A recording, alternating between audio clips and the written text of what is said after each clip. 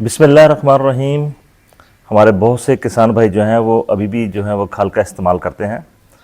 खाल का इस्तेमाल वैसे तो सदियों से चला आ रहा है, तो हमारे यहाँ जो ज़्यादातर ज़मींदार हजरात खाल इस्तेमाल करते हैं और जो ज़्यादा अवेलेबल है खाल, उसमें है खाल बनौला और खाल सरसों।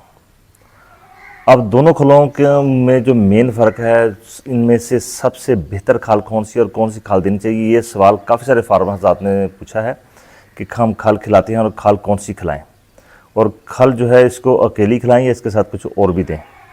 तो आज इसी पर हम बात करेंगे। वीडियो को बिल्कुल शॉर्ट और मुख्तसर रखेंगे ताकि आप आसानी के साथ इसको सीख सकें। हमारे यहाँ जो खल है, ये खल दो किस्म की है, एक सरसों की खल है, एक बनौला खल है। पहले आते हैं सरसों की खल की तरफ। सरसों की खल जो है, ये इसमें प्रोटीन का जो लेवल है वो बहुत अच्छा है। खल कोई भी हो, इसमें सबसे ज़्यादा जो चीज़ पाई जाती है वो है प्रोटीन के, ये प्रोटीन का सोर्स है। अब जो खल सरसों है, इसमें सिर्फ एक चीज़ जो है वो थोड़ी सी अच्छी नहीं है, वो है एरुसिक एसिड।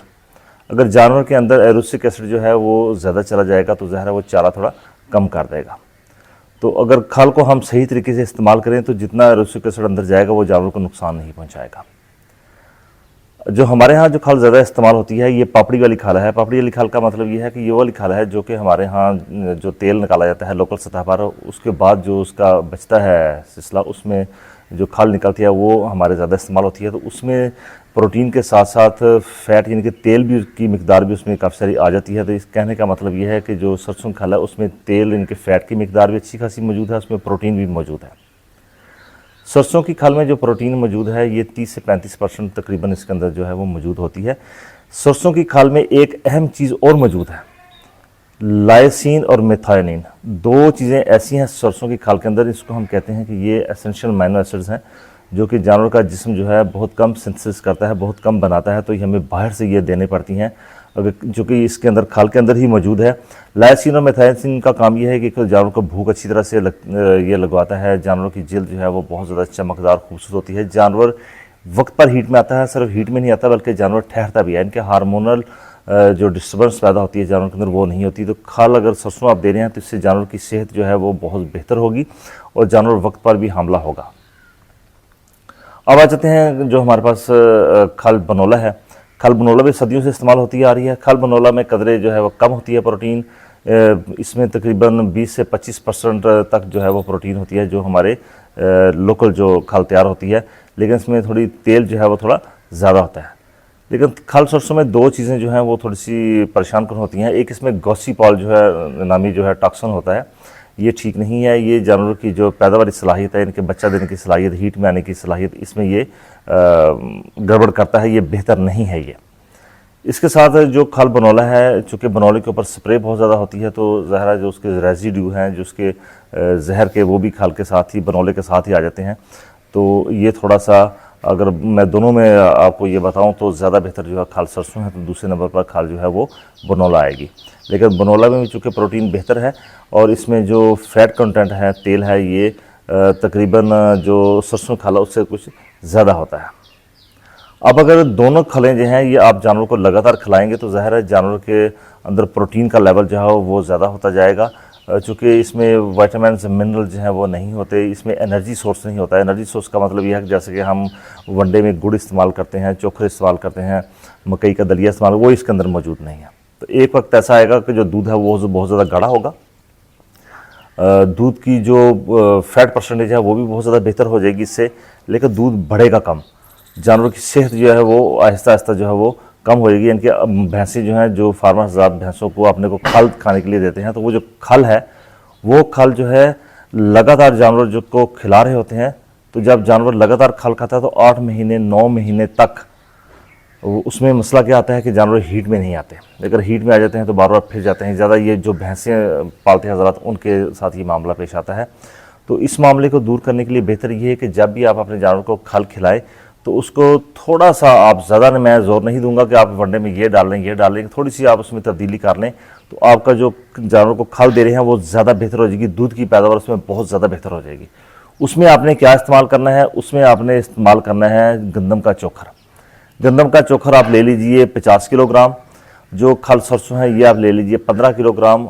और जो खल इसके अंदर बनौला है वो आप लेंगे 20 किलोग्राम। अब आप कहेंगे कि खल चूँकि सरसों बहुत अच्छी थी तो इसमें आपने फार्मूले में कम जो है वो खल डाली है, तो कम खाल डालने का मतलब ये है कि एक तो जानवर चूँकि सरसों की खाल को ज़्यादा खाना पसंद नहीं करते क्योंकि ये तीखी होती है शुरू स्टार्ट में। तो जानवरों को आदी करने के लिए ज़रूरी है कि सरसों की जो खल है ये जानवरों को आहिस्ता आहिस्ता आप खिलाना शुरू कर दीजिए। और इससे भी बेहतर तरीका यही है कि जानवरों के नाक पे आप जो है ना रोज़ाना थोड़ा थोड़ा सरसों का तेल आप लगाएंगे तो उसकी स्मेल से वो आदी हो जाएगा। तो फिर आप आहिस्ता आहिस्ता इसको खाल के अंदर इस्तेमाल करना शुरू कर दें।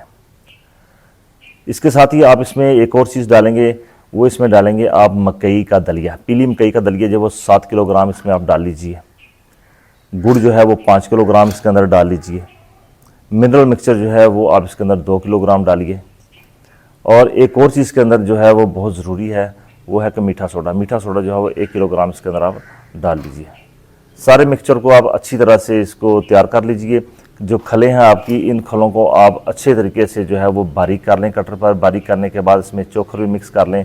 गुड़ जो है इसमें मिक्स करने का तरीकाकार मैंने काफ़ी दफ़ा बता दिया है आपको। 5 किलोग्राम आपने गुड़ लेना, तो 5 किलोग्राम जो गुड़ है इसको आपने ऐसे तैयार करना है कि आप 3 लीटर पानी में 5 किलोग्राम जो गुड़ है वो चूल्हे पर रख के उसको गर्म कर लें। उसका शीरा टाइप जो है वो गाढ़ा बन जाएगा। जब सारे का सारा मिक्सर जो है फर्श पर आप बिछा लेंगे उस मिक्सर को, उसके ऊपर आपने स्प्रिंकल कर देना है, उसको छिड़क देना है जो गुड़ वाला पानी है उसमें। तो बेहतर यही है कि आप इसमें ये चीज़ें होगी। एक इसके साथ साथ आपने जो अहम चीज़ में इस्तेमाल किया वो नमक है। 1 किलो जो है वो नमक आप इसके अंदर डाल दीजिए। अगर 1-2 किलो का आगे पीछे कम हो गया है तो फ़र्क उससे नहीं पड़ेगा, क्योंकि ये जो फार्मूलेशन आपके साथ अभी मैं शेयर कर रहा हूँ ये सिर्फ उन फार्मर हज़रात के लिए जो कि सिर्फ इस्तेमाल करते हैं खल का। तो खल के इस्तेमाल के साथ साथ अगर आप ये वाली दूसरी चीज़ें साथ इस्तेमाल करेंगे तो जानवर की जो पैदावारी सलाहियत है वो बहुत ज़्यादा बेहतर हो जाएगी, पहले से ज़्यादा सेहतमंद हो जाएगा जानवर आपका। तो जब भी आपने खल इस्तेमाल करनी है तो साथ आपने दाना जो है वो लाजमी इस्तेमाल करना है, ताकि जानवर का जो आप जो खल दे रहे हैं वो थोड़ी बैलेंस हो जाए, बेहतर ज़्यादा हो जाए। क्योंकि लगातार खल खिलाएंगे तो फिर आपके जो भैंसें पालने वाले हज़रात हैं उनके साथ ये प्रॉब्लम रहेगी कि भैंस जो है वो हीट पर नहीं आएगी। काफ़ी सारी हमारे इर्द गिर्द मसाले मौजूद हैं कि जानवर जो है वो 8 माह 9 माह हो गए अभी तक हीट में नहीं आया। तो उसकी वजह ये है कि खल का इस्तेमाल बहुत ज़्यादा है। तो खल के इस्तेमाल को आप ज़रूर इस्तेमाल कीजिए, क्योंकि खल के बगैर जो है वो वंडा भी कंप्लीट नहीं होता, जानवर की खुराक भी मुकम्मल नहीं होती। तो ये था दोनों खलों के दरमियान जो है वो फ़र्क जो है वो ज़्यादा बेहतर। और इसके साथ आप आसानी के साथ कौन सी चीज़ें इस्तेमाल कर सकते हैं वो मैंने आपके साथ शेयर कर दी हैं। तो आप किसी किस्म का कोई सवाल रहता है तो मुझसे कमेंट कर लें। जो कि हमारे ज़्यादा बड़ी डेयरी वाले फार्मर हैं उनके लिए तो ये चूँकि बेहतर नहीं है, लेकिन 8 से 10 लीटर वाले जानवर जो हैं उनके लिए आप ये इस्तेमाल कर सकते हैं। जो नए साथी चैनल पर हैं वो चैनल को सब्सक्राइब करना ना भूलिए, और वीडियो का कंटेंट आपको पसंद आए तो दूसरे फार्मर को ज़रूर शेयर कीजिए। आपका बहुत शुक्रिया। अल्लाह हाफ़िज़।